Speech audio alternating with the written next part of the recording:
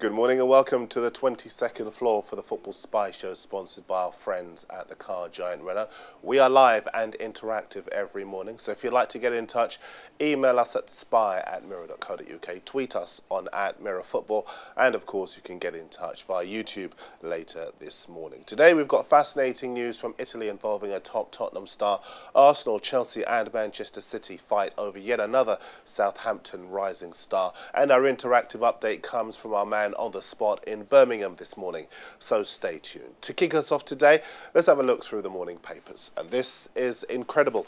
On the back page of The Sun, Carroll's £10 million escape route. It's also on the back page of The Times as well. Newcastle give Carroll a way out. Liverpool are willing to listen to offers for the man they brought in for £35 million just 12 months ago. As you all know, Andy Carroll has had an absolute nightmare at Anfield. He scored only 4 league goals in total. He started only 11 of his 18 league games this season, and his FA Cup goal against Oldham the other night was indeed his first in 11 games. The details of this story even more remarkable. Newcastle understood to have received a call from a top agent yesterday offering Carroll for just £20 million.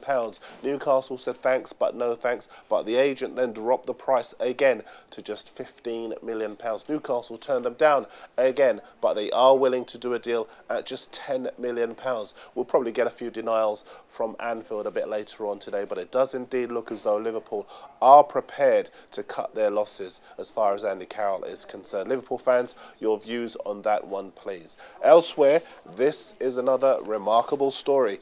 Ox wants out. It's on the back page of the Daily Star, who say that the Arsenal wonder kid Alex Oxlade-Chamberlain is unhappy at not playing more regularly at Arsenal and wants out of the club. We've been in touch with his people this morning who insist he is happy at the club, but the Star saying Oxlade-Chamberlain is anxious to get out on loan just 6 months after moving to the Emirates from Southampton. Now, sticking with Southampton, and after Gareth Bale, Theo Walcott and indeed Alex Oxlade-Chamberlain, there is yet another battle for a hugely talented St Mary's star. His name is Luke Shaw. He's 16 years old. He's a left-back, and Arsenal, Chelsea and City all want him. Southampton value him at £4 million, and the Independents say that he is rated as one of the best prospects in English football, even though he has yet to make his first-team debut. He will, however, be watched by scouts from even more of the Premier League's leading clubs when he plays for Southampton's under-18s in the 4th round of the FA Youth Cup against Bolton, I should say, at the Reebok tonight. Time for your messages, and yet again you've inundated us. Thank you very much indeed. Mr. Proud Gunner thinks his club Arsenal need to bring in the Lyon left-back Ali Sissoko. We talked about him yesterday, and the Cologne striker Lucas Podolski. Towns Jim thinks QPR have got no chance of getting Didier Drogba from Chelsea. We talked about him yesterday as well. Rangers do want a marquee signing, I have to say, this month, but I would tend to agree with you. I don't think Drogba is going to be the one to arrive this month.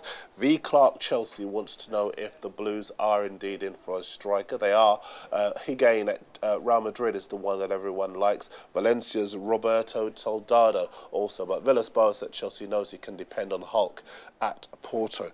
Milanista says, is it true Newcastle and Milan might do a left-back swap? David Santon for Taiwo. No, it's not. Newcastle are very happy with Santon. On our email, spy@mirror.co.uk, Sam Darjean asking if we think Liverpool will sign the 20-year-old FC Basel striker Xherdan Shaqiri. No, I don't think they will. He's a good player, but Liverpool want proven quality in front of goal right now. Fadi Abbas and Issam Kais, they're both asking if Manchester United will buy any players this January. Well, United have said no, so Alex Ferguson made it very clear that he's not interested in bringing players in this month, but I do still think they may have a late bid to sign Wesley Sneijder from Inter Milan. We shall see. You are watching the Football Spy Show, sponsored by our friends at the car giant Renault. We've got lots more to come on a packed show this Wednesday morning, but we continue with our updates from our men on the ground around the country. Last week we had Paul Handler from the Manchester Evening News. Yesterday it was Lee Ryder from the Newcastle Chronicle. Today it is the respected and well-connected Matt Kendrick giving us an update from Birmingham. Welcome, Matt. Thanks. The biggest news from Aston Villa in the transfer window so far is Robbie Keane's loan move from LA Galaxy to Villa. Unbelievably, this move's been 13 years in the waiting. Villa first targeted him as a 19-year-old at Wolves back in 1999, but that move didn't go through because of a disagreement over the wages. The news of the move has been greeted with kind of mixed response from Villa fans, some of whom believe that he may be a little bit past his best. Alex McLeish has seen him train. He trained with Aston Villa for the first time and was quite impressed with the shape that he's in. And obviously Keane's got the Euro 2012 to try and get himself ready for and get himself in good shape for. It'll be a relief for Villa fans to know that Keane has not been signed as a replacement for Darren Bent. There's been loads and loads of speculation about Bent's future and Liverpool supposedly being linked with a move for him. But McLeish, Bent and the chief executive Paul Fulton have all said that Bent will be remaining at Aston Villa. That's good news for Villa fans. I can't imagine there's been a great deal more business being done over the course of the window. Villa are still operating a very kind of cautious trade carefully policy as they bid to keep the wage bill at a manageable level. So until you hear from us again, that's the latest from Aston Villa during this transfer window. The excellent Matt Kendrick keeping us up to date with all the news from the Midlands. If anything does indeed happen with Darren Bent at Aston Villa in particular, we will be in touch with him to keep us up to date. Just a couple of bits of news for you before we move on. The QPR chairman, he seems to wait until we do our regional roundups before he speaks, and he's been talking to the radio station Talk Sport, saying that, and I'll quote him, "It's a great honour that QPR were able to persuade someone of Mark Hughes' calibre to come to the club." Also, Luis Suarez, the Liverpool striker, he's been talking this morning. We'll give you details of that later this morning on the Mirror Football website, but he's aiming for silverware and a top 4 finish on his return to the club. More details on the Mirror Football website later this morning.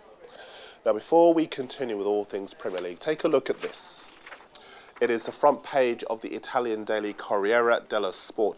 The front page headline is self-explanatory: Juve, Bale. The story behind it is that Juventus already targeting signings for next season, and among them are Tottenham's Gareth Bale. Fascinating story this, even more interesting within it. The piece says that Juve keen on the Real Madrid striker, we talked about him before, Gonzalo Higuain, and Chelsea's Fernando Torres. Also along the top here, Tevez. There is the offer from Moratti. The story here that Inter Milan's Supremo Massimo Moratti has made an offer to Manchester City for the Argentina striker, £25 million plus £5 million in bonuses. La Gazzetta dello Sport in Italy say it's slightly higher. You can just about make it out underneath the story about PSG's Hughes offer to the for the AC Milan striker Pato. Gazzetta say that Inter have offered City £27 million. This one, I think, will run and run. Now, just before we move on, Queen's Park Rangers confirmed the signing of the former Blackburn, Fulham and Man City boss Mark Hughes yesterday after we went off air. His news conference is at 3 p.m. this afternoon. You can get full details of it on the Mirror Football website, mirrorfootball.co.uk. But back to the transfers, and the Express say that Hughes is already making contact with his former clubs. City that he's spoken to about buying defenders Neda Manua and Wayne Bridge, and the Express also saying that Hughes has contacted Blackburn's Chris Samba personally and increased the offer for the defender to £8 million. I'm not sure he's allowed to speak to the player personally, but we'll see. I must say I'd be staggered if Samba were to turn down title chasing Spurs in favour of QPR. I'll be writing about that on the Mirror website a bit later on today, but we shall see. This is fascinating in the Sun. Newcastle, they've put a £15 million price tag on the head of their talented keeper Tim Krul to scare off Spurs and Chelsea. The Sun say that both clubs looking at the 23-year-old Dutchman, but Newcastle are desperate to keep him.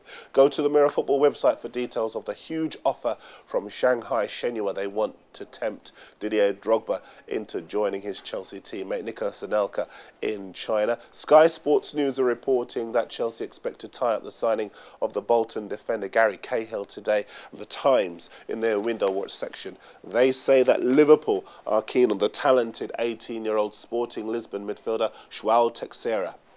We'll end with West Brom, because on our own site, Mirror Football, we're reporting that West Brom want to sign Wolfsburg's Germany striker Patrick Helmers on loan. He's a good player, 27 years old. The Baggies want a loan deal with a view to a permanent signing in the summer.